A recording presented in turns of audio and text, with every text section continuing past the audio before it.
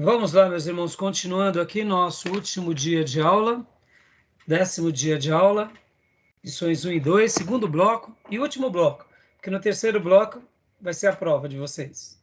Então a gente não vai precisar gravar, né? E continuando aqui o assunto, eu disse há pouco, eu ia explicar um pouco o motivo pelo qual os protestantes não faziam, num primeiro momento, missões. Entenda, irmão, não é que eles não faziam, eles evangelizavam. Era comum a evangelização entre os nossos irmãos logo depois da reforma. Podem ver que eles vão ganhando povos, vão ganhando cidades, vão ganhando grupos e vão crescendo. Então, não é que eles não evangelizavam,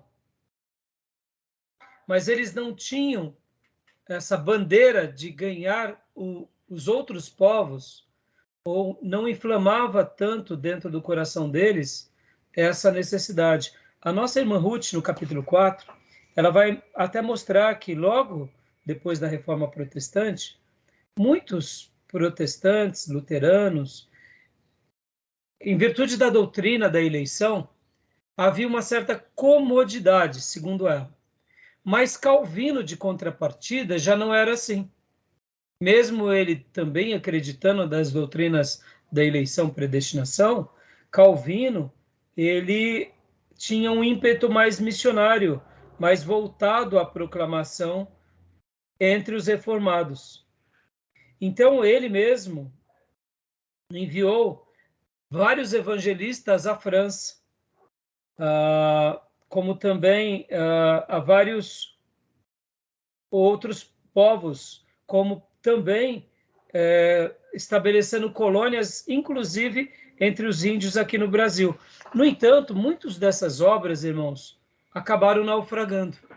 Ora pela oposição que os missionários enfrentavam, ora pela oposição, inclusive, católica. Vocês têm que lembrar, irmão, que esse período da Reforma foi um período de muita polarização.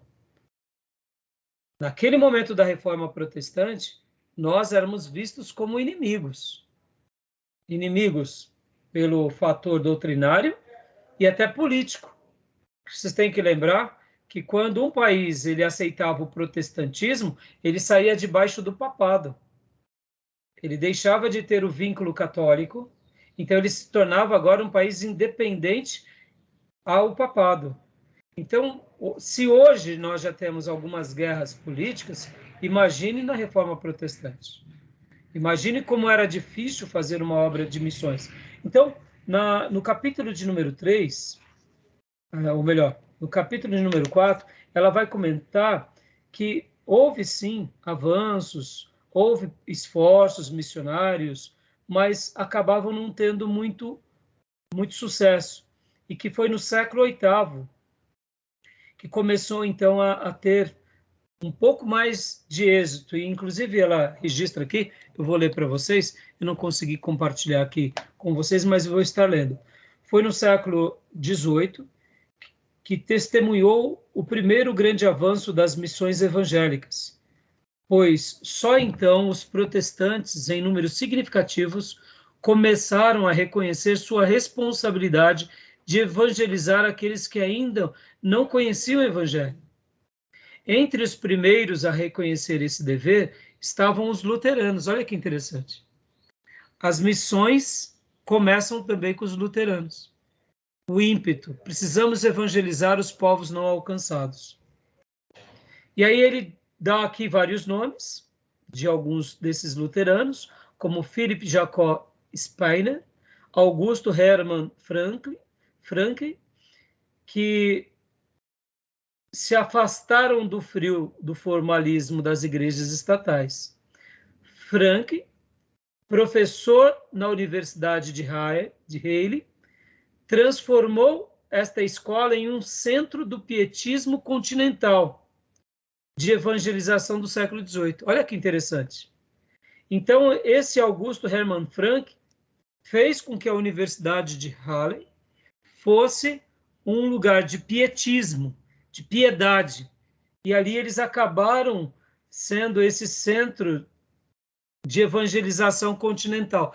Lembram que eu comentei nas primeiras aulas que o evangelismo ele está em missões, mas nem toda missões está dentro, ou melhor, missões, o evangelismo está tanto que hoje nós temos a terminologia, o que é evangelismo e o que é missões. Mas dentro das missões, nós temos o evangelismo. Mas dentro do evangelismo, nem sempre temos missões. Mas hoje essa é uma terminologia mais contemporânea. Antigamente, o que importava era o quê? Era proclamar o evangelho. E até, gastando aqui um minuto, podem ver que hoje nós chamamos de missionário ou missionária. E aí eu pergunto para vocês, tem termo no Novo Testamento, ou mesmo no Velho Testamento, que sustenta esse ministério?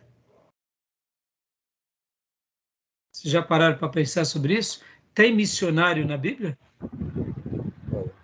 Tem evangelista, né? Que talvez se encaixe ali. Evangelista tem, mas missionário não. É interessante, né? Para vocês verem que esse termo ele acabou sendo incluído no nosso corpo e assimilamos missionário e missionária e não temos problema com ele. Mas não tem, ele na realidade a gente entende que ele é o evangelista. Ele é o evangelista transcultural, ou ele é o evangelista que faz essa obra. A pessoa mais próxima no Novo Testamento para missionário é o apóstolo, porque a palavra apóstolo é o enviado, uma das traduções. Então, o missionário é aquele que vai a uma missão. É interessante, né, irmãos? Tá bom? Estou falando isso porque nós gostamos muito de trabalhar com base teológica, e é importante saber isso. Não tem o dom de missionário. Por isso que não é errado chamar de pastor evangelista. Não é errado. Mas também o termo em si não é errado, porque a gente entende que é uma obra de evangelização. Tá bom, meus irmãos? Então, aqui, voltando, o Frank fez com que a Universidade de Yale se tornasse esse centro de evangelização continental. E aí, olha só que interessante, a primeira oportunidade... sabe como que eles eram chamados, esses irmãos? De entusiastas. São os irmãos entusiastas, querem ganhar todo mundo. Interessante, né? Parece bobeira, mas olha só, eles eram vistos como entusiastas. A primeira oportunidade das missões protestantes veio quando o rei Fernando IV da Dinamarca, também pietista, pediu a Haile que missionários evangelizassem o povo em seus domínios de além-mar, especialmente em Tranquebar, ao longo da costa sudoeste da Índia. E aí ele começa a falar aqui que depois que vieram esses homens, e aí começaram então a espalhar mais. E aí foi então crescendo esse movimento e foi criando o corpo. E aí ele fala então que outros grupos de cristãos, entretanto, tornaram-se parte desse início do movimento protestante missionário. Os irmãos morávios, União Fratum, também influenciado pelo pietismo de Halley, uma das maiores igrejas missionárias da história cristã. Estimulados pelo indômito Conde Zinzendorf, levou a sério a grande comissão, abrindo caminho para a grande era das missões modernas. Ou seja, aquilo que nós conhecemos na história do cristianismo como missões modernas, quem vai ser o gatilho vai ser os moravianos, com o Conde. Mas, na realidade, a origem foi aonde? Foi a Universidade de Yale, lá com esses irmãos luteranos, que eram pietistas. Percebem, irmãos, como uma fagulha de hoje queima amanhã numa lareira, que incendeia uma floresta e que ganha depois uma expressão gigante. Mas como é lindo ver isso, né? Porque as missões modernas vão ser o palco onde vão criar força depois dos moravianos. Mas, na realidade, o berço dos moravianos eram os pietistas, que a gente pode aqui resumir de uma forma bem parecida. Os pietistas, eles são praticamente irmãos dos puritanos. Tanto os puritanos quanto os pietistas, nós vamos trabalhar na matéria de História dos Avivamentos. Aí lá nós vamos falar sobre vários grupos protestantes que fizeram uma obra muito importante de evangelização e de doutrina bíblica na sua geração e no seu povo, e entre eles tinham aquilo que chamamos de puritanos e tinham também os pietistas. Então é interessante, né? E aqui, olha só que interessante. Abrindo o caminho para as missões modernas durante o século XVIII. Apenas os morávios fundaram os pontos missionários nas Ilhas Virgens. Olha só o que os missionários fizeram. 1732 foi para as Ilhas Virgens, na Groenlândia, 1733, América do Norte, 1734, Lapônia e a América do Sul, 1735, África do Sul, 1736, Labrador, 1771. Seu objetivo supremo era espalhar o evangelho até os confins da terra, uma paixão claramente evidenciada na proporção dos seus missionários em relação aos leigos. A razão era para cada um alcançar 60. Coisa linda, né, irmãos? Percebam que tudo começa com um grupo de luterano, eles veem uma necessidade, vai criando força, vem para uma academia teológica que vira um centro de piedade. Percebam, irmãos, não é muito parecido com o Clube dos Santos, com pessoas que se dedicam a uma vida de pureza, de consagração. Isso tudo, quando a gente começa a fazer essa lição de casa, a gente lembra do quê? Daquele texto que nós lemos na última aula, de Atos 13. Enquanto a igreja estava reunida, orando e jejuando, o Espírito Santo disse: separai-me a Barnabé e a Paulo para a obra que vos tenho chamado. E aí, impondo as mãos e orando e jejuando, os enviaram. Percebam que toda essa obra de Deus sempre está ligada a essa piedade, a essa devoção, a esse abandono do mundo, a esse retorno para Deus, a uma insatisfação da religião, a religião estatal, a religião que já está incrustada na sociedade, a religião nominal. Há uma inquietação, há um desejo de fazer com que o evangelho aconteça. E aí, os moravianos nascem. Agora, deixa eu só fazer aqui, eu falei que nós tínhamos 4 grandes períodos das missões mundiais na história. Falei da revelação bíblica, do Antigo Testamento e do Novo. Falei do período da igreja primitiva. Estou falando agora da reforma, estou abrindo agora esse tempo, priorizando o movimento missionário. E o último bloco, que seria esse o momento que a gente está vivendo, que são os finais dos tempos e a nossa participação. Sobre esse último bloco, eu vou só dar uma pincelada bem rápida. Eu queria hoje realmente gastar um tempo maior nesse ponto. Porque os moravianos, irmãos, eles acabaram sendo muito bem-sucedidos na sua obra missionária. Segundo alguns historiadores, eles vão falar que eles eram uma igreja onde eles levavam muito a sério as escrituras. Sabe aquelas frases? O que diz a Bíblia? Então é o que eu vou fazer. Os moravianos se tem assim, dentro de uma característica deles, aquele princípio de obedecer à Bíblia, não digo cegamente, mas de todo o coração em tudo que ela diz.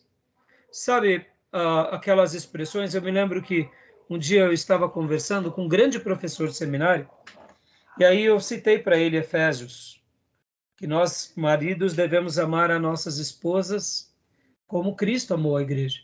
E ele é um dos pensadores cristãos mais exemplares para mim. Aí ele disse assim, mas aqui é muito complicado. Ele é um teólogo exímio.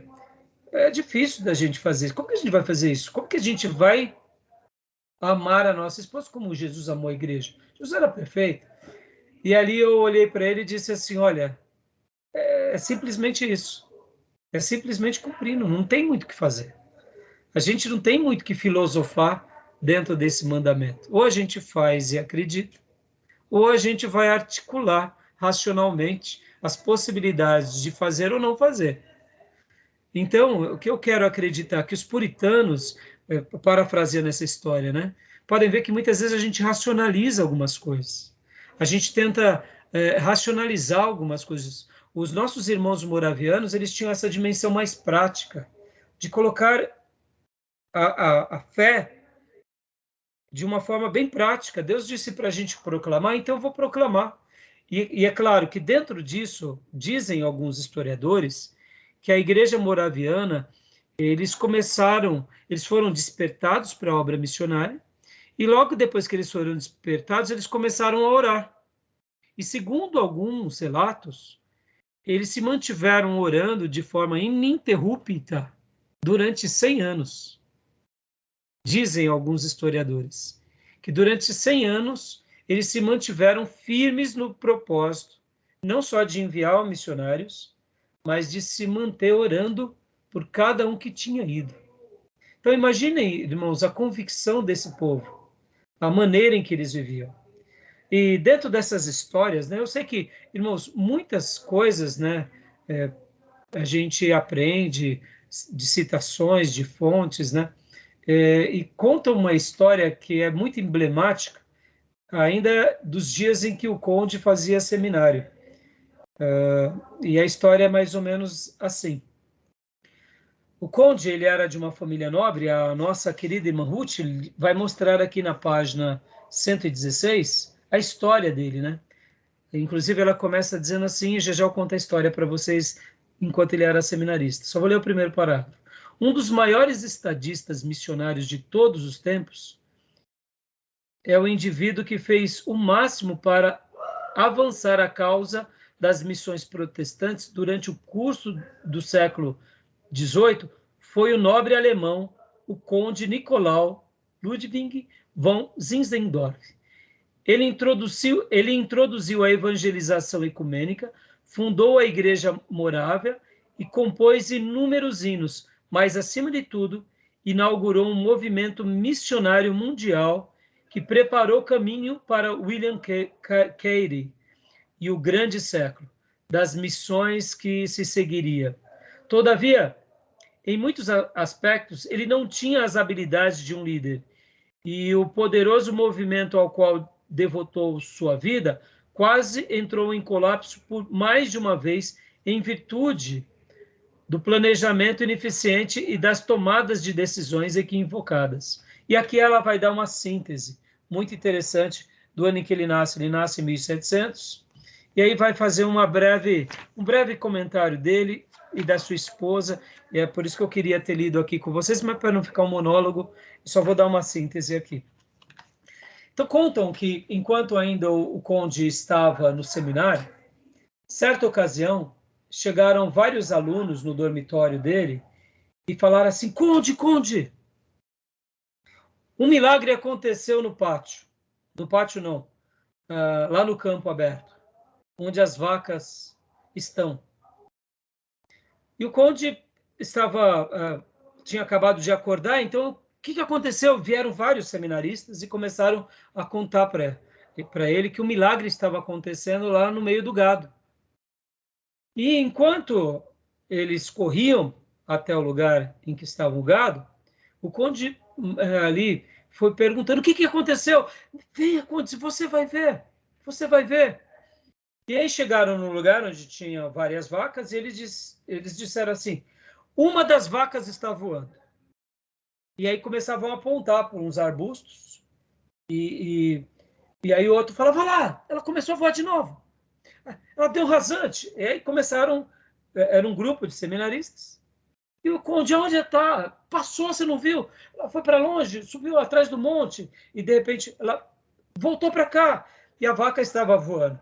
De repente, depois de alguns minutos, um dos seminaristas não aguentou e começou a pôr a mão na barriga, sorrindo, e começou a rir. Aí o outro começou a rir, o outro começou a rir. E aí o conde olhou para todos eles e falaram assim: vocês me enganaram. Aí um daqueles que tinha ido até o conde chamá-lo lá no seu dormitório e disse assim: ô, conde, pelo amor de Deus, você acreditou que a vaca tinha voado? E aí o conde disse essa célebre frase: eu acreditei, porque eu acredito que é muito mais fácil uma vaca voar do que um crente mentir. E, então, aí essa é uma história que dizem que aconteceu, né? É um gesto de ingenuidade do conde, mas nesse gesto ingênuo demonstra uma grande verdade, né? É muito mais fácil uma vaca voar do que um crente ou um punhado de crentes seminaristas mentirem. Então, daí dá para a gente ver o grau de piedade e de sinceridade que ele via nas pessoas, principalmente naquelas que eram servos de Deus. Ele era de uma família muito nobre e ali há um despertar para a evangelização. E aí, voltando agora sobre o êxito das missões dos moravianos. Por que eles tiveram muito êxito?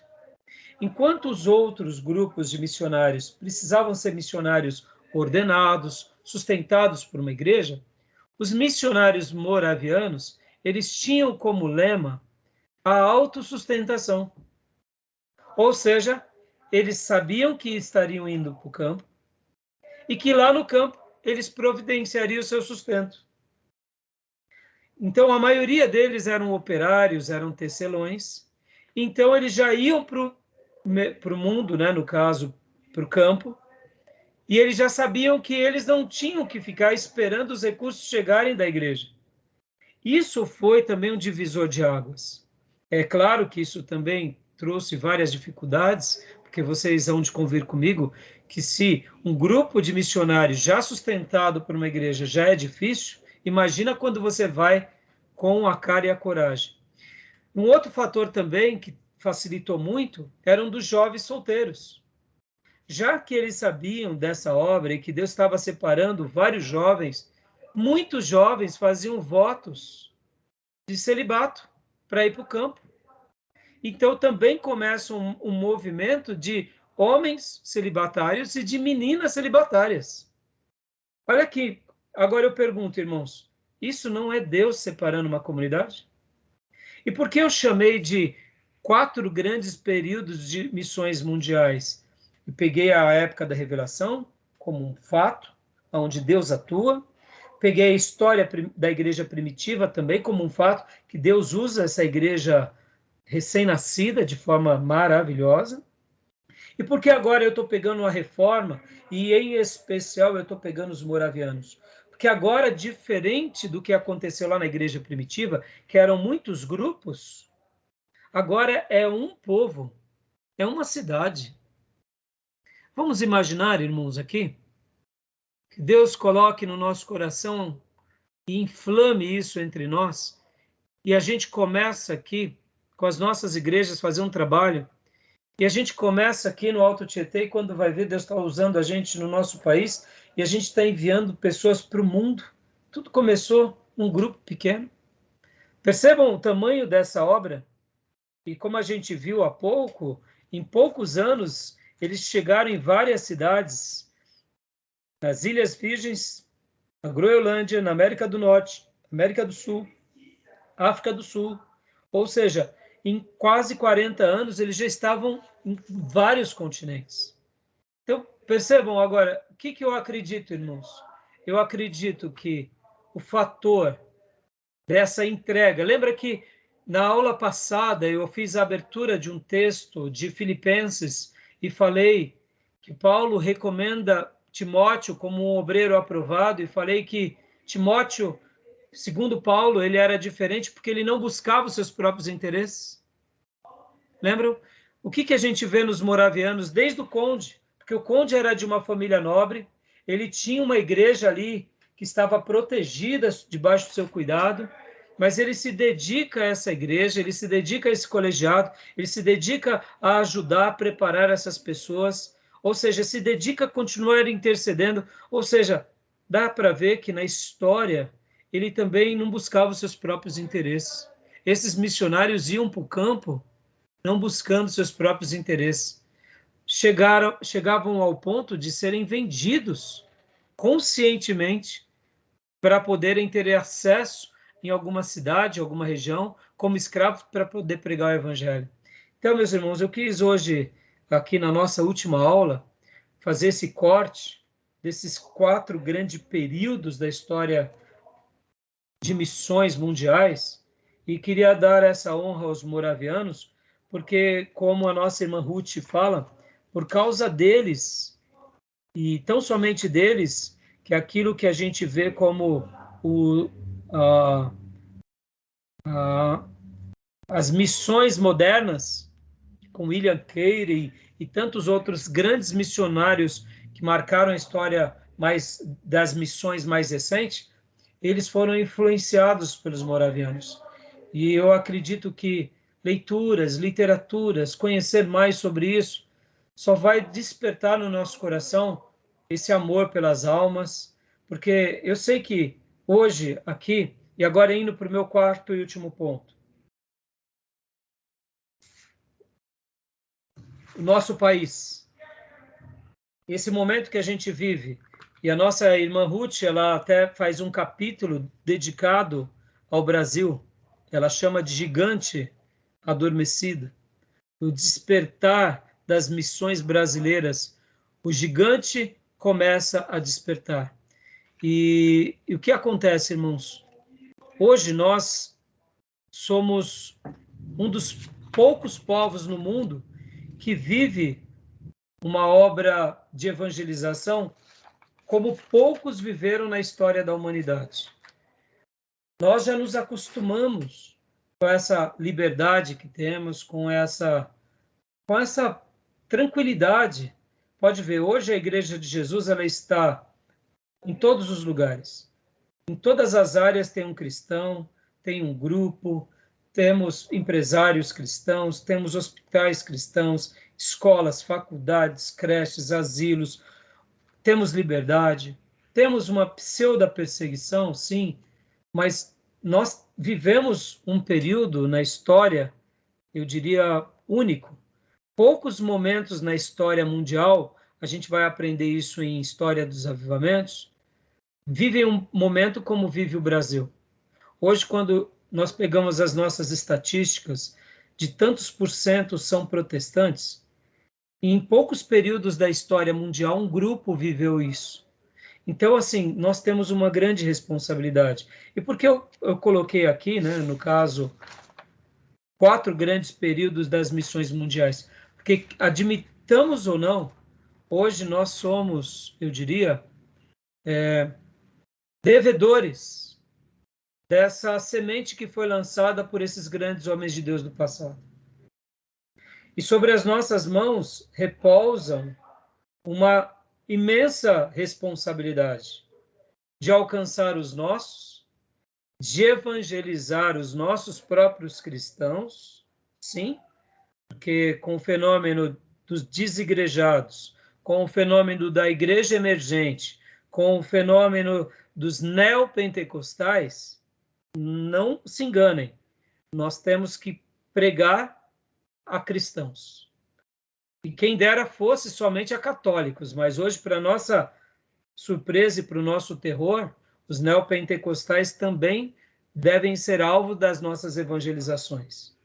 Então, nós temos uma grande responsabilidade.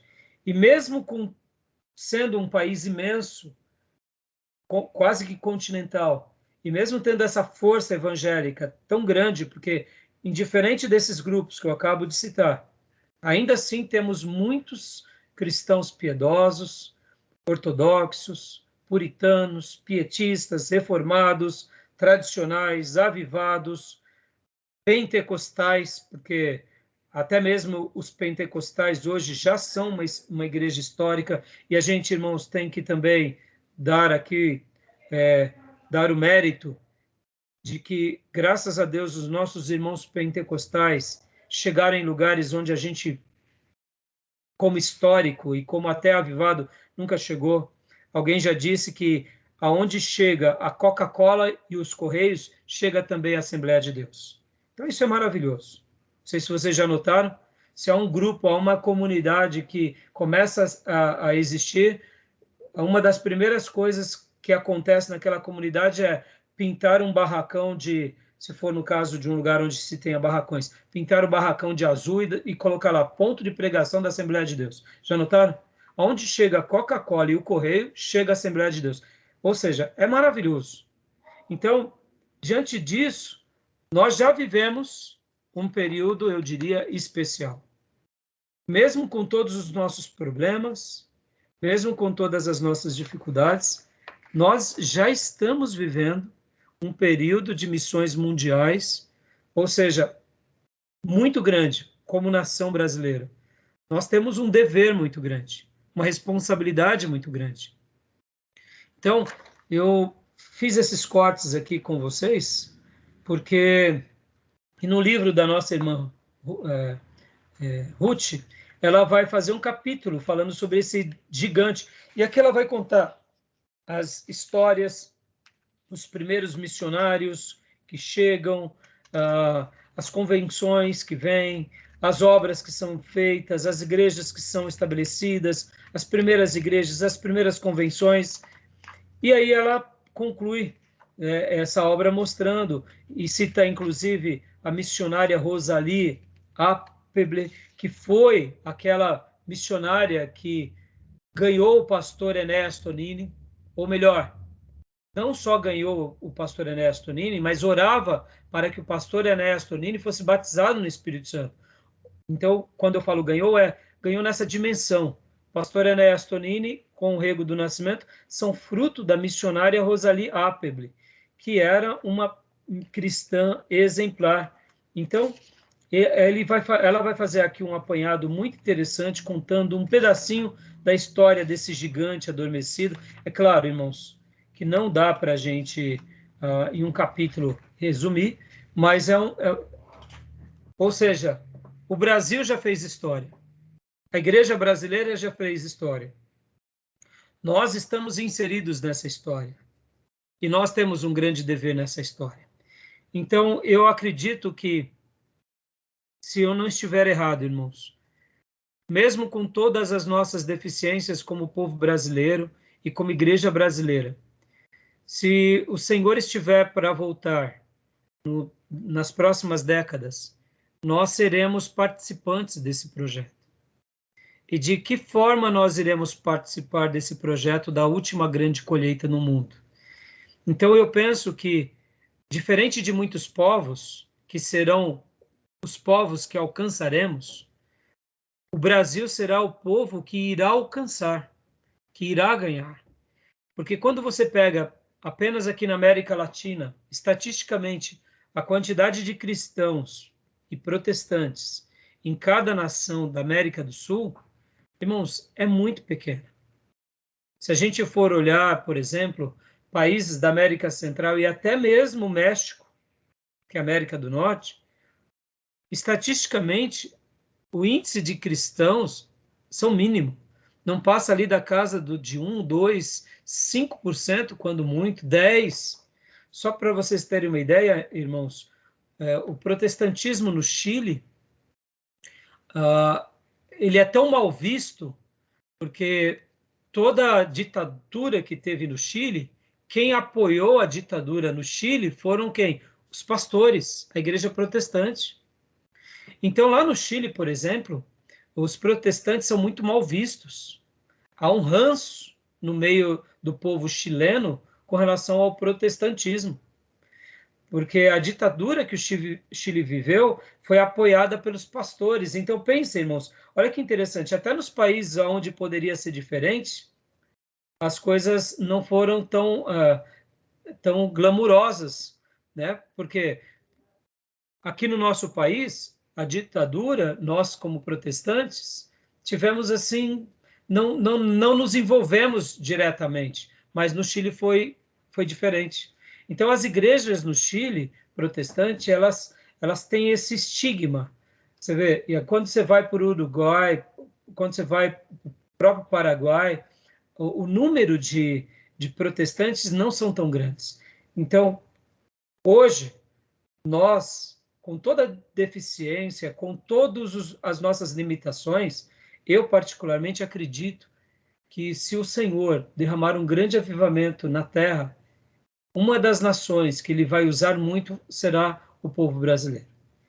É o que eu acredito e é o que eu espero, irmãos.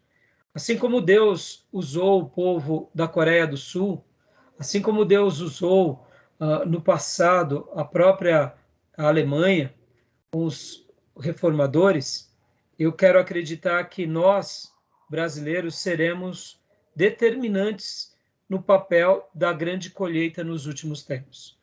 Então, eu fiz essa citação, né, desses 4 grandes períodos das missões mundiais e nos coloco aqui como partes determinantes nesse contexto.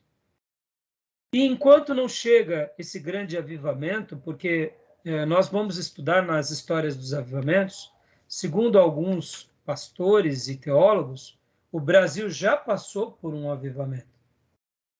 Outros vão dizer que a gente já teve focos de avivamentos. Outros vão dizer que nós não tivemos um grande avivamento. Só que vocês têm que lembrar, irmãos, que o nosso país não é, por exemplo, uma Polônia, nem uma Alemanha dos dias de Lutero. Nosso país é o quê? É um continente. Então, quando nós pegamos cidades, por exemplo, tem cidades no Brasil que 90% da população são protestantes e piedosos, praticantes. Então, quer dizer, então nós não podemos dizer que não houve ou que não aconteceu. Na minha opinião, o Brasil já passou por focos de avivamentos regionais poderosos em denominações, mas como nação ainda não, na minha opinião. Como nação não, mas como denominações, como cidades, como grupos, é o que eu penso. Então, o que eu gostaria de dizer, para a gente encerrar? Enquanto não chega esse grande dia, que a gente possa fazer aquilo que eu mencionei há pouco, que a nossa vida seja uma vida como foi a de Timóteo, que não busca os seus próprios interesses, que a gente busque os interesses de Cristo, que a gente se consagre que nem os irmãos pietistas, que nem os irmãos puritanos, que nem os nossos irmãos reformados, que nem os nossos irmãos avivados, que nem foram os nossos irmãos na origem do pentecostalismo. Que a nossa vida seja uma vida de consagração, de santidade, que a gente possa estar frutificando aonde quer que a gente vá, dando frutos, ganhando vidas, discipulando, criando igrejas fortes, para que quando o Senhor derramar um grande avivamento no nosso país, ele olhe para nós e diga assim para cada um de nós: venham, meus servos, eu quero usar vocês nessa grande obra nesse país e no mundo. Então, fica aqui, né, essas minhas considerações e fica aqui essas 4 grandes observações de missões mundiais na história. E o nosso país já realiza missões e ele é muito bem sucedido, mas eu quero acreditar que nós temos muito mais ainda para fazer na nossa terra e no nosso mundo. Tá bom, meus irmãos? Era isso que eu tinha para falar para vocês. Querem fazer algum comentário sobre esses 4 períodos? Querem fazer algum comentário sobre os moravianos ou sobre a nossa nação? Ou alguma outra coisa?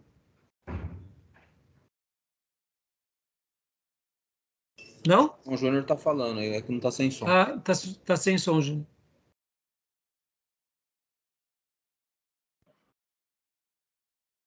Então, sobre todos os apontamentos que foram feitos, principalmente dos moravianos, no século XVIII, onde eles, de forma voluntária, e não tinha agência missionária, nada oficial, não tava, a igreja não estava ainda de forma preparada para essa incumbência, despertaram para isso, mas muitos deles se voluntariaram para isso e alcançaram vários países. Agora a questão qual foi, eles influenciaram, mas qual foi o legado? Alguém manteve, deu continuidade? O que a gente vê é desolador. Eu estou acompanhando missões. Ontem eu estava vendo sobre Romênia. A capital de Bucareste tem 1% sul. A capital fica no sul da Romênia. E o missionário falando, a região norte, com a fronteira com a Ucrânia, é onde tem maior número de cristãos evangélicos. Então eu te pergunto, ele falou que para formar uma igreja com 25 membros, 10, demora 15 anos na Romênia. A questão é, o Brasil houve sim um grande, eu não digo, não sei se é avivamento, eu acho que é muito utopia a gente pensar que vai haver um avivamento no país. Quando o avivamento aconteceu em Atos dos Apóstolos, foi ali, foi local, não foi todo Jerusalém. Então, eu acho que, ao meu ver, né, em todo o país, não, o Brasil está vivendo, graças a Deus nós temos, ou ruim ou bom, tem grandes igrejas cheias aqui. Claro, tem desigrejado, passa por essa fase, etc, etc. Mas é uma bênção o Brasil. Você vai olhar outros países aí, pessoas contam lá, o cristão lá fica triste em ver o que acontece. Veja, a Alemanha. A Alemanha foi o grande com Lutero. A Inglaterra. Vejam só. Esses países dão dó agora ver o que acontece lá. Não tem evangelho. Não tem nada. Então, deixa eu fazer aqui alguns cortes, A questão do país aqui da América Latina tem um catolicismo. A gente fala assim, não é só a questão do Chile com a ditadura de Pinochet. É um país católico, vem de lá atrás. Fora o catolicismo, sim, tem as religiões indígenas. O México é um país muito católico, sabe? De há muito tempo. Você entendeu? Então, vamos por parte. Sobre a questão de missões, quando no Novo Testamento falamos do avivamento local, nós vamos estudar, Júnior, na matéria História dos Avivamentos. Vai ser uma delícia, porque nós vamos ver que muitos lugares foi assim, local, mas os alcances foram quase que nacionais. Então, na matéria História dos Avivamentos, a gente vai ver com bastante detalhes, bastante material. Então, assim, vai ser muito enriquecedor. Sobre o Brasil, realmente, por isso que eu falei há pouco sobre que alguns pastores dizem, quando eles falam, irmãos, já houve um avivamento no nosso país, você tem que imaginar a visão, muitas vezes, de um missionário de um outro país. Você tem que pegar, por exemplo, vamos imaginar, o que aconteceu no nosso país em 100 anos, em muitos outros países não aconteceu nem em 200 anos. Então, na ótica de muitos grupos, o que está acontecendo no nosso país, como em alguns outros países, acaba sendo um avivamento, com as suas devidas proporções. Por isso que, assim, a gente vai trabalhar isso em matérias na história dos avivamentos. Por isso que é passível de discussão, né? Então, assim, seria instantânea, né? E não uma questão de a longo prazo. Eu falando a questão de forma de imediata. Por exemplo, o avivamento, aquela cidade foi tomada por Deus. É que quando a gente for estudar o avivamento, Júnior, a gente vai ver que o avivamento ele está muito mais ligado a uma coisa que vem e se mantém durante um período longo. E o avivamento ele tem mais uma continuidade, uma transformação muito grande durante um período bem significativo. Um movimento ele pode ser pontual. Uma cruzada do Billy Graham é pontual, foi uma bênção. Então a gente vai ser muito legal na aula História dos Avivamentos, por isso a gente vai fazer cortes. Sei. Nós vamos ver o que é um avivamento, o que é um movimento. Então vai ser muito interessante então, mas isso. Jerusalém foi o quê? Não foi um avivamento? Ali foi um avivamento. Mas foi todo Israel? Então, quando a gente faz aquela leitura do dia de Pentecostes, naquele dia foi 3.000, não foi? Foi. Passado alguns meses ou anos, já estavam por volta de 5.000. E quando a gente vê que mesmo com toda a perseguição, nada detinha eles. Então, a maneira em que foi o dia de Pentecostes e o crescimento da igreja primitiva, a igreja apostólica, a gente tem que lembrar que ali era a igreja apostólica, mas foi um período de avivamento. Então, foi nacional, com projeções até praticamente mundial. Entendeu? Eu entendo diferente. Eu não acho que foi nacional, não. Então, mas aí a gente vai ver depois na história dos avivamentos. Agora, voltando sobre a primeira fala sua, quando você falou sobre os moravianos. E aí? Eles foram, mas aí, o que geraram? E a continuidade? Então, segundo muitos materiais, por isso que é muito interessante, irmãos, a gente está estudando, a gente está lendo sobre esse tema, e por isso que eu quis hoje deixar essa centelha no coração de vocês sobre os moravianos, porque realmente esse período em que eles atuaram como missionários, é natural que muitos morreram, muitos tentaram ganhar os povos, tiveram muitas dificuldades, depois de anos ganharam os primeiros grupos. Como todo trabalho de evangelismo e de missões, sempre foi muito difícil frutificar mesmo, verdadeiras conversões. Eles tiveram muitas dificuldades. Então, essa ideia alviscerada de que foram para lá, para a África, e já ganharam multidões, não, não, não. Alguns grupos tiveram mais êxito, outros não, mas aonde eles foram e a maneira em que eles chegaram, a gente vai ver, assim, por algumas literaturas, Júnior, que eles deixaram, sim, igrejas estabelecidas, deixaram grupos, se mantiveram. Quando não, mas é complicado, porque então, quando não formaram grupos deles, eles fizeram parcerias com outras igrejas, ou seja, a influência deles, direta e indireta, foi grande. Sim, mas eu digo ligado, porque a igreja da Dinamarca, luterana lá, ela tem um patrimônio histórico só. Só a igreja, só a beleza, tombada pelo patrimônio histórico, mas cadê aquela continuidade? O país... Então, aí, você vê, Júnior, como não é fácil. Por isso que, assim, quando a gente faz essas críticas, lembro que numa das nossas primeiras aulas aqui, quando nós falamos, inclusive, sobre a igreja de Éfeso na Turquia, eu falei assim, irmãos, hoje lá na Turquia só tem muçulmano. O que tem de cristão? É muito fácil a gente olhar para trás e fazer um julgamento da onde eles erraram. Uma coisa é fato, nós entendemos que eles erraram. Como que foi o erro? De que forma foi o erro? Foi o erro em que momento? Foi o erro daquela igreja que virou política? Daqueles irmãos que viraram nominais? Da maneira em que eles passaram o bastão para a próxima geração? Aonde foi a quebra? Não dá para saber. Então, Júnior, você vê como que, quando a gente fala sobre o reino de Deus, nós estamos aqui segurando uma tocha e nós temos, por isso que eu acabei de falar sobre o Brasil, indiferente do contexto em que nós estamos vivendo, nós temos uma grande responsabilidade como cristãos, protestantes, ortodoxos, reformados, puritanos, pietistas, seja como você quiser chamar, bíblicos.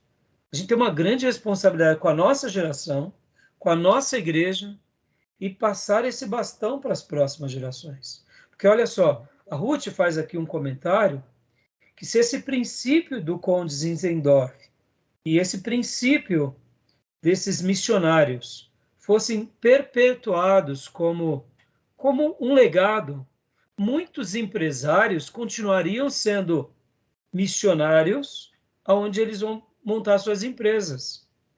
Então, o que a Ruth até comenta é que essa ideia, que num primeiro momento foi até desbravadora, não é que a igreja da Morávia não mantinha como uma agência missionária, não, mas eles tinham dentro dele essa clareza. Eu estarei indo, estarei me autossustentando. Para mim, eu vejo isso como um milagre. Vamos ser honestos, hoje, muitas vezes, qual que é o grande trabalho de um pastor na igreja local? Levantar bons obreiros.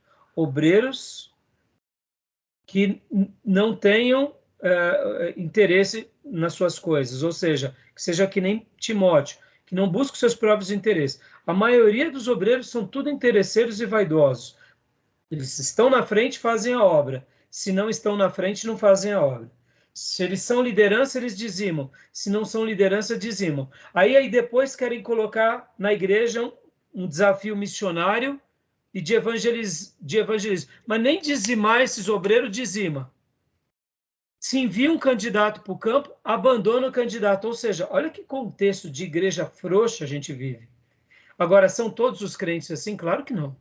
Tem muitos crentes piedosos, responsáveis, maduros. Mas perceba, Júnior, falando um pouco sobre os moravianos, a contribuição deles no passado foi imensa. Os frutos foram grandes. Agora, é óbvio, como tudo, uma nova geração é levantada. Podem ver, os luteranos hoje, nas últimas aulas, nós fizemos até um comentário que os luteranos hoje são mais ecumênicos, fazem um trabalho de missões mais... não tem mais aquele brilho. Agora, são todos os luteranos que são assim? Ou será que tem luteranos que inflamam o amor pelas almas? A gente não pode generalizar, né? Mas, assim, percebam que por que eu quis terminar com o Brasil e falar um pouco sobre o nosso dever? Porque a gente tem um grande dever, uma grande responsabilidade. Diante de nós está uma responsabilidade imensa, porque indiferente dessa igreja neopentecostal que está diante de nós, dessa igreja pentecostal que já mudou o formato, podem ver que os nossos irmãos pentecostais do passado são diferentes dos pentecostais de hoje. Os pentecostais do passado eram simples, não eram vaidosos, tinham calos nos joelhos, tinham uma vida totalmente voltada para a Bíblia, não eram materialistas. Os pentecostais contemporâneos são mais difíceis. Gostam de política, gostam de status. Eu digo isso com pesar, mesmo valorizando a Igreja Assembleia de Deus, porque eu conheci vários pastores da Assembleia de Deus. A disputa por conhecimento, por título, por medalhas e patentes, é muito diferente dos pais da fé. Percebam, algumas gerações se passaram. E nós aqui, como que estamos hoje? Vamos lá. Esse momento que a gente está vivendo, esse momento que agora a igreja está sendo aberta para todos os grupos e a gente está sendo praticamente obrigado a ter que aceitar uma agenda que a Bíblia não aceita. É óbvio que nós não vamos aceitar essa agenda homoafetiva da forma que o mundo quer. Vamos continuar amando as pessoas gays, respeitando a opinião delas, mas na nossa Bíblia é Adão e Eva, não é Adão e Ivo. Sexo é para depois do casamento, e mesmo depois do casamento é entre marido e mulher, não tem vida casal livre, e aí vai. Ou seja, é muito resolvido. Mas percebam, olha o momento que a gente está vivendo. E pasmem vocês, hein? Já já vocês vão ver muitas igrejas assumindo essa bandeira, porque é politicamente correto. Isso você acaba criando, vamos dizer assim, expressão na sociedade, e quem não pensa assim é retrógrado, quem não faz isso é um antiquado. Ou seja, a gente vai ter perseguição, inclusive, dos nossos próprios irmãos. Já tem, pastor, já tem. Claro. Entendeu? Claro, então, assim... Claro. Agora eu digo, sabe, Júlio, você vê... Agora, só para eu concluir essa linha de raciocínio, irmãos, olha o dever que a gente está hoje. Será que a Igreja de Jesus vai prevalecer no futuro diante desse quadro? Fazemos essa pergunta. Eu respondo, vai. Porque a Igreja de Jesus, ela sempre foi triunfante. A verdadeira Igreja de Jesus sempre. Sim. Agora, que tipo de testemunho vamos deixar?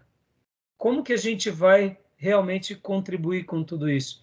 Lembram que nas minhas primeiras aulas, inclusive na última aula, eu falei que há um fetiche, há uma doença na evangelização e em missões, em que as pessoas querem ganhar o mundo, mas elas não sustentam isso com as suas vidas. Muitos missionários que vão ao campo, ou evangelistas, ou pessoas dentro das nossas igrejas que querem fazer evangelismo, seja por teatro, seja por música, seja por coreografia, ou seja mesmo de porta em porta, são pessoas vaidosas que eu não sei por que razão se enveredam nessa causa, ou porque precisam de autoafirmação, ou porque precisam fazer para Deus, não sei, mas são pessoas que não têm vida cristã autêntica. Por isso que pregar numa praça, por isso que pregar para uma pessoa desconhecida acaba sendo um pouco furtivo, que a pessoa não convive com essa pessoa que você alcançou. Porque no momento que você convive, o que vai prevalecer é o testemunho. Então, olha que momento a gente está vivendo de tensão. E diante disso, a gente vai separando uma coisa da outra, e a gente vai vendo crentes piedosos. Então, eu digo, sem medo de errar, a Igreja de Jesus sempre vai prevalecer, mesmo no mundo caído, no mundo corrompido, e é por isso que a gente olha para frente, e quem pega o arado e só tem que olhar para frente, não pode olhar nem para o lado nem para trás, né? Mas os seus argumentos foram Foram bons, Júnior, porque são dúvidas. Irmãos, sabe qual que é um dos grandes perigos nossos como seminaristas? A gente fica cínico. E sabe qual que é uma das coisas mais terríveis para o pastor local? Que a gente acaba sendo um pastor cínico. É verdade. Porque a gente desacredita das pessoas.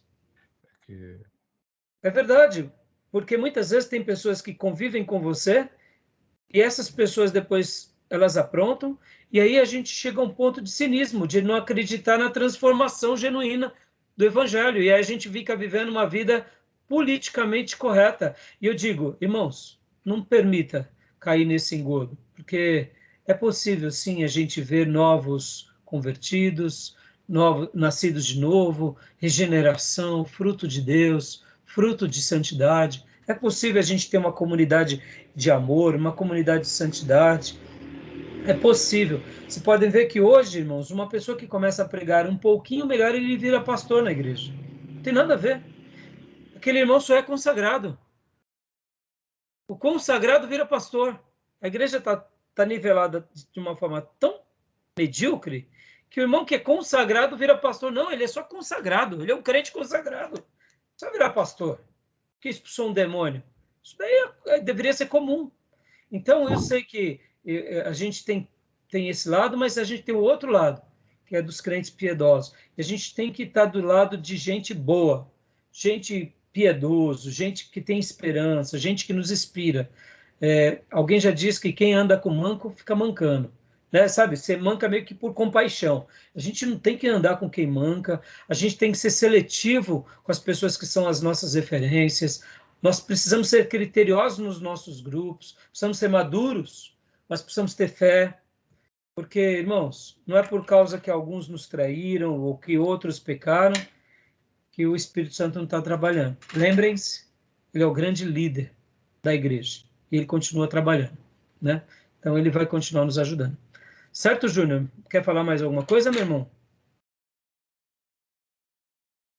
Pode falar, os seus apontamentos foram bons, Júnior. Não se sinta constrangido, não, né, irmãos? Eu digo, Júnior, você é crente há muito tempo, eu como pastor, Júnior, deixa eu abrir meu coração aqui, irmãos. Uma das coisas que eu mais me escandalizei no meio pastoral, e olha, irmãos, eu tenho pastores amigos próximos, sou muito seletivo com os pastores, foi ver pastores políticos. Vou dar só um detalhe para vocês. Eu me lembro que, certa ocasião, eu estava num grupo de pastores e ali um dos pastores me chamou para fazer uma participação num certo evento. E eu até fazia pouco tempo que eu estava no pastorado, eu falei, não, claro, pastor, eu participo, sim. Quando que será? Será daqui a 3 meses? Eu falei, tá bom, vou me preparar então. 1 mês e meio antes, eu recebo uma carta e aquele programa pelo qual eu tinha sido convidado, tinha uma outra pessoa no meu lugar. Poxa, eu falei assim, não. O pastor deve ter esquecido, né? E ali eu cheguei no pastor e falei, pastor, o senhor tinha me falado para eu fazer essa participação, né? Lembra 3 meses atrás? Eu falei, eu te chamei, mas eu notei, eu recebi aqui o programa, eu estou vendo que é o fulano que vai fazer. Você não foi na última reunião, eu te tirei. Eu falei, tá. Então tá bom. Não tem problema. Pensei comigo. Aí o que acontece? Já dou a palavra, tá, irmãos?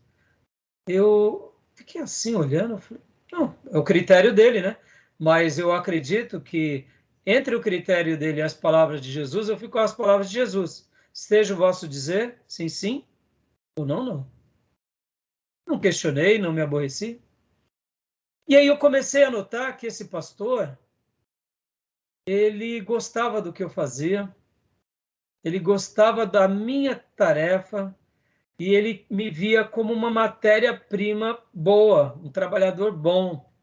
Mas quando eu não respondi à altura, porque naqueles dias ainda eu estava na bolsa, então alguns momentos da minha agenda eu não conseguia atender em virtude do meu trabalho, ele me descartava, porque, tipo assim, ele precisava de mão de obra barata, entendeu, irmãos? Isso ficou muito evidente. E eu comecei a conhecê-lo mais de perto e falei, eureka, notei. Logo, me afastei. Falei, não, ele não serve para caminhar comigo. Porque, irmãos, eu não quero ter pastores do meu lado que eu use eles. Eu não posso ter essa perspectiva utilitarista com o pastorado. Eu tenho que ser bênção ao pastorado. Então, irmãos, e logo depois tivemos outras situações e eu notei como ele era político. E como ele vinha sempre com interesse, ou seja, eu era alguém que podia viabilizar muitas coisas para ele. E olha, irmãos, lamento, mas como isso é vexatório no meio pastoral e nojento. Meus irmãos, o pastorado não é sobre isso. Então percebam, agora, porque eu notei num colega ou em outro colega ou tal, todos os pastores são políticos? Não. Tem muitos pastores que não são políticos. Tem muitos pastores que são como Timóteo, não buscam seus próprios interesses, buscam o reino. Então, irmãos, a gente só tem que saber identificar. Identificamos, traz para perto. Identificou que é político, não serve para você? Aonde esse pastor me era útil? Na política. Se eu fosse político, ele seria bom para mim na política. Mas eu não sou político.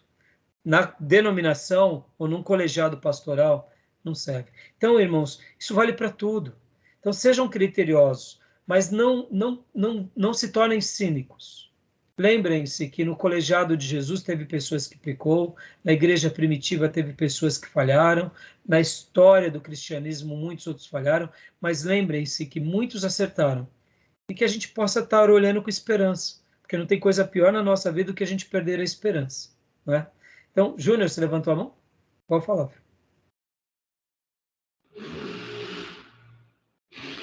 Não, acho que foi um acidente aqui, mas queria dizer que teve a contribuição daqueles irmãos lá, mas eu assim, não teve continuidade.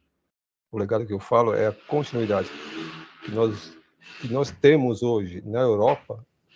É sombrio que a Europa passa. Agora, a própria Inglaterra, que foi o berço de teólogo, de evangelizar, mandar a América, a própria Estados Unidos foi evangelizado, né, a própria Nova Inglaterra, com muitos, né, o próprio Titanic, quando ia para os Estados Unidos, era muito cristão ali, o próprio navio. O Mayflower, quando foi também para Nova Inglaterra, Estados Unidos, também era muito. Os Estados Unidos teve uma contribuição muito grande dos ingleses para ser alcançado e o evangelho chegar ali, entendeu? O que eu falo é isso, que hoje você vê na Dinamarca tem uma igreja lá luterana, mas não, eu entendo, Júnior. É que assim, esse é um assunto, Júnior, sobre a continuidade, sobre o legado, que está além da gente. Por exemplo, Júnior, eu sei que nós queríamos que tivesse um legado. O que seria mais lógico? O legado moraviano ainda se perpetuar nesses lugares. Mas olha o Brasil. Por que o Brasil se tornou o que se tornou? Então tem coisas que estão além da gente, sabe? Mas eu entendo quando você fala assim, porque a gente tem que olhar com essa perspectiva, mas agora deixa eu dizer uma coisa, sabe, Júnior? Pode ver, isso está além da gente, né? O que está entre as nossas mãos e alcance é o nosso momento e a maneira em que nós faremos a transição. Até essa transição está sob nosso momento. Depois que a gente transicionou, literalmente a gente encosta, abandona ali a botina e tira o time de campo como trabalho, mas a gente continua orando, né? Então tem coisas que tá além da gente, não tem como a gente mensurar, né? Mas eu entendo essa questão do legado, é assustador, é material de pesquisa, por que eles se tornaram assim, por que chegaram a esse ponto. Esses são os pontos que, para nós, como estudiosos, a gente tem que fazer. Por que uma igreja se perde em 100, 200 anos, uma denominação? Por que o legado sucumbe, né?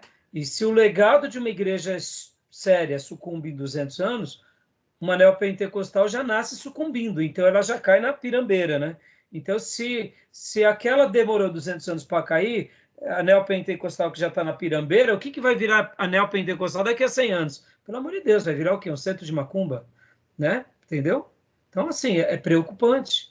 Mas são matérias de estudos para a gente poder fazer pensar, para a gente poder refletir, né? Tá bom? Mais alguém quer comentar alguma coisa? Irmã Maísa, Pastor Johnny? Não? Tranquilo? Eu ia falar que, de repente, às vezes, é que eu não conheço a história, então não sei, né? Mas pode ser que seja também o que aconteceu com o irmão que falou aí agora, né? O irmão Júnior, que o ID depende da gente, né? Mas o discipulado, às vezes, é feito por outras pessoas, né? Então, pode ser que esses moravianos, né, podem ter feito o trabalho deles, que foi expandido, e a gente não tem nem conhecimento, né? Uma das coisas, Maísa e Júnior, assim, só para não ficarem assim muito até atônito, né? Uma das coisas é a acomodação da religião. Uhum. É aquela religião nominal. Uma das coisas, pode ver, quando nós somos novos convertidos, nós somos muito devotados.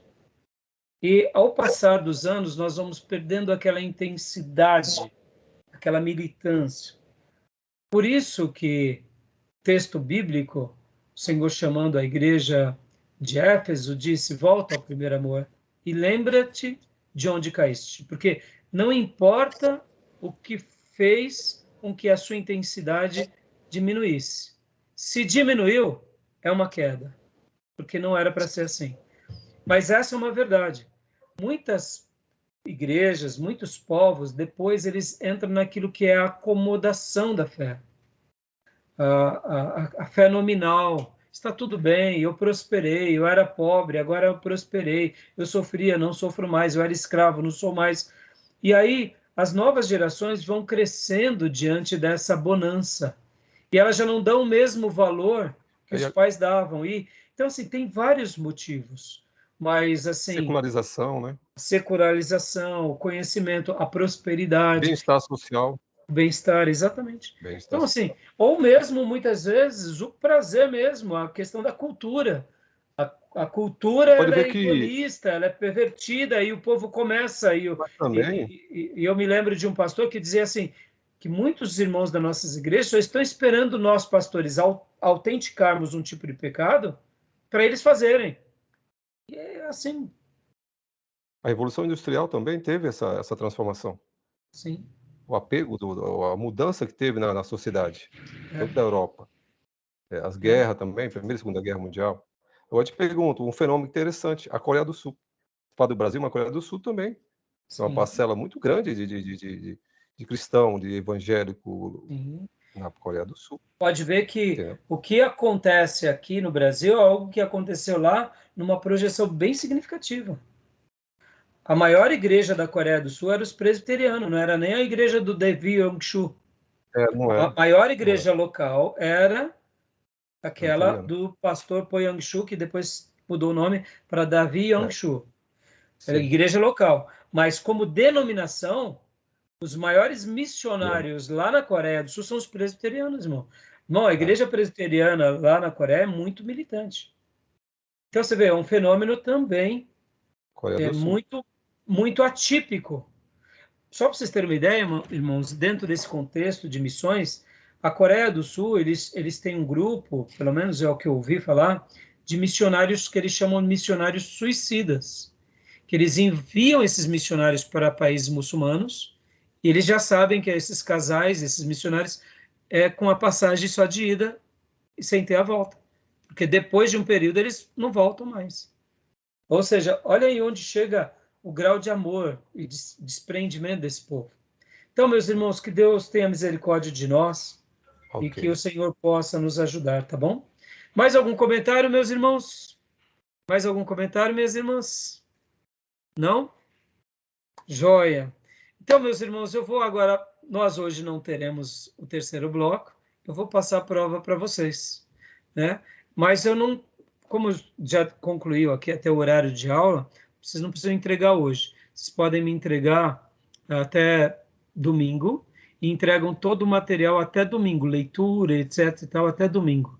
Porque eu preciso corrigir o mais rápido possível para poder, quem sabe, segunda ou terça-feira já está passando as notas para todos vocês. Espero que ninguém pegue recuperação, né? Porque aí, senão, a gente vai ter que passar o Natal de recuperação, né?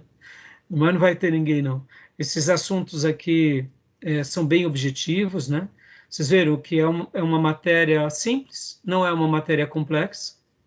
Como eu disse em uma das nossas aulas, evangelismo e missões não é tão complexo.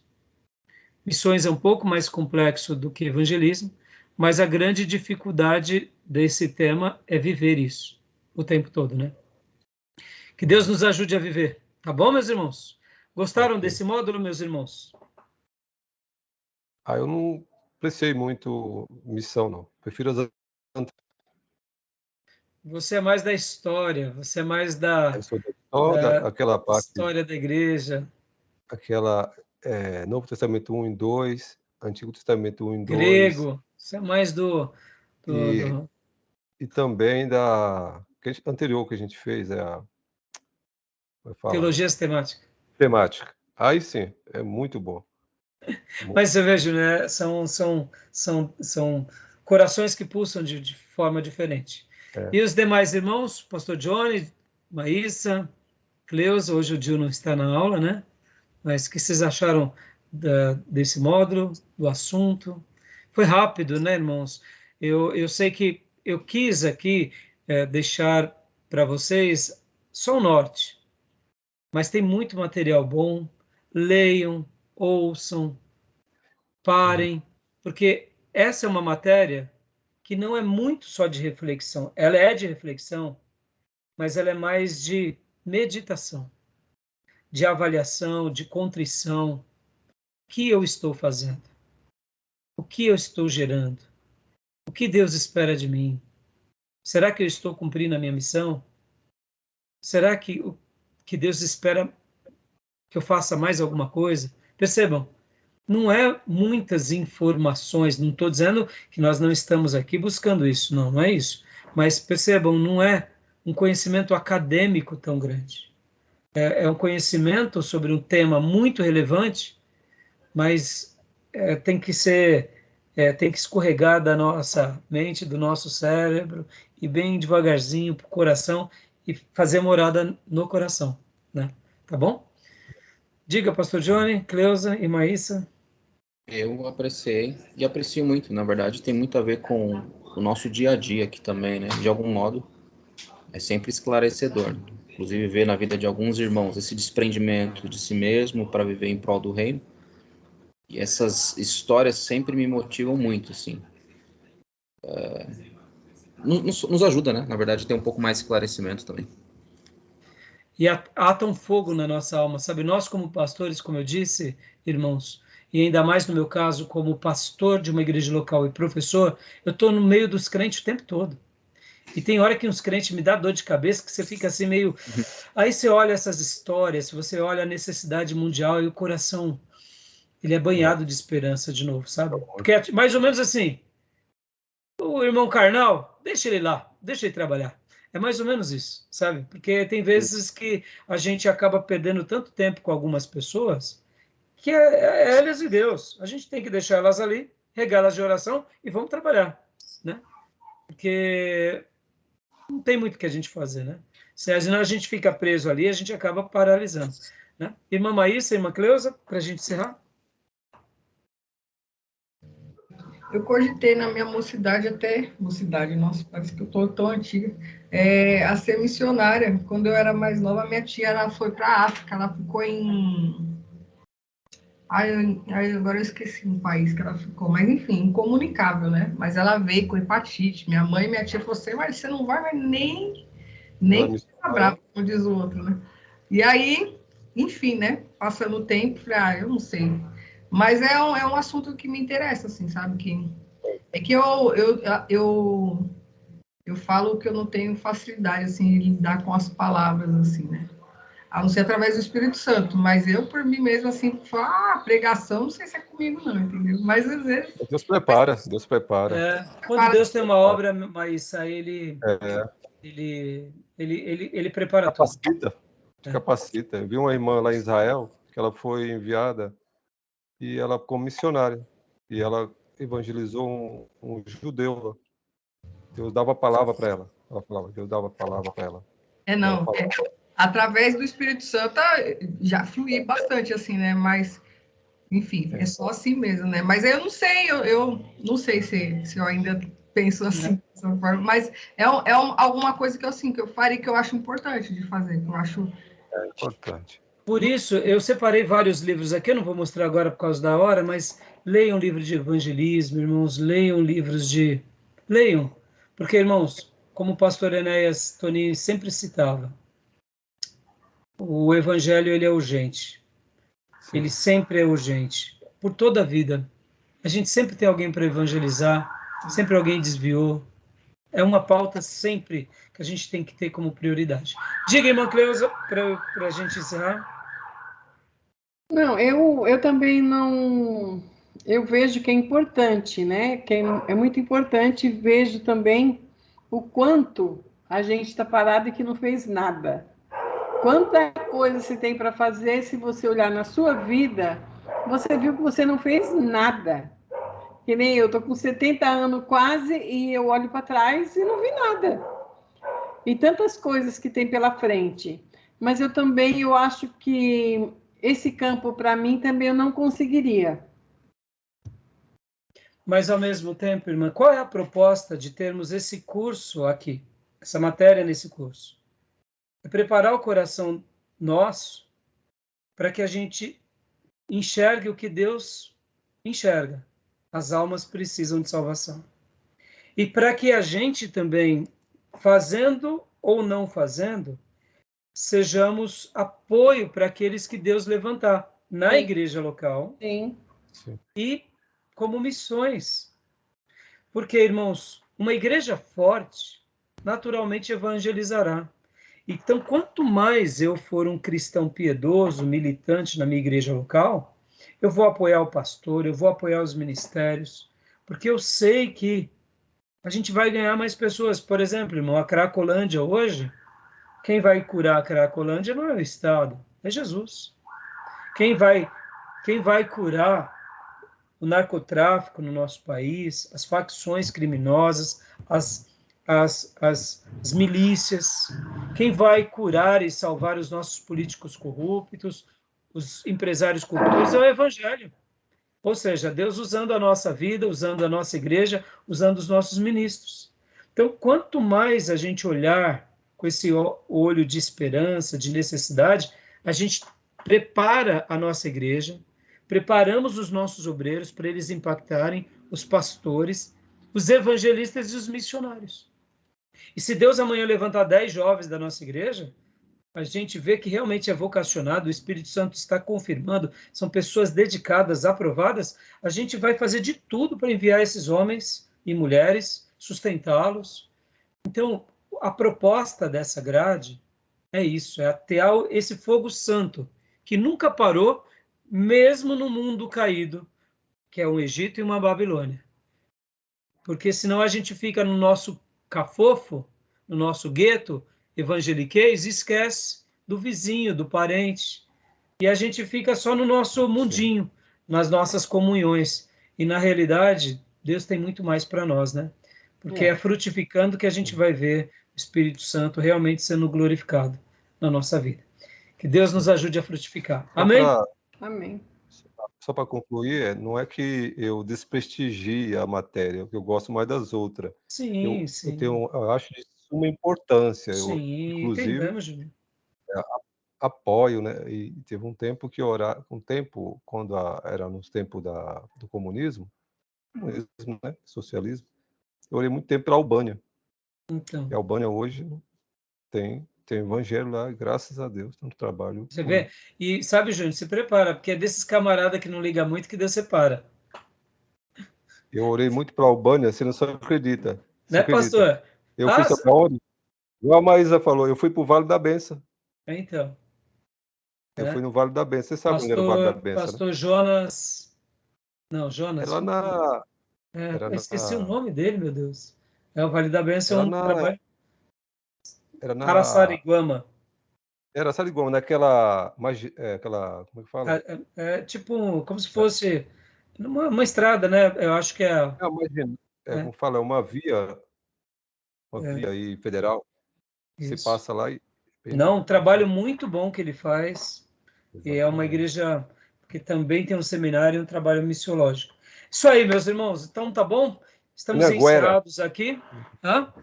Acho que não é em Anguera, né? Eu acho que é em Anguera.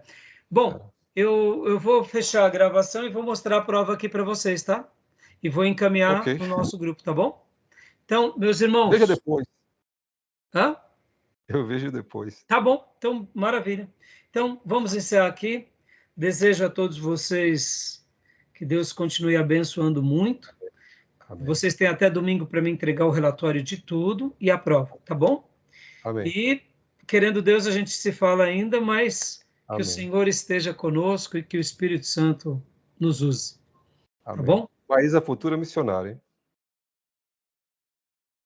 Senhora, achando que é senhora. Já me chamaram de tudo aqui, pastora, missionária. Tá bom, meus irmãos? Deus abençoe, meus irmãos. Fiquem com Deus. Amém. Abraço a todos. Deus abençoe. Amém.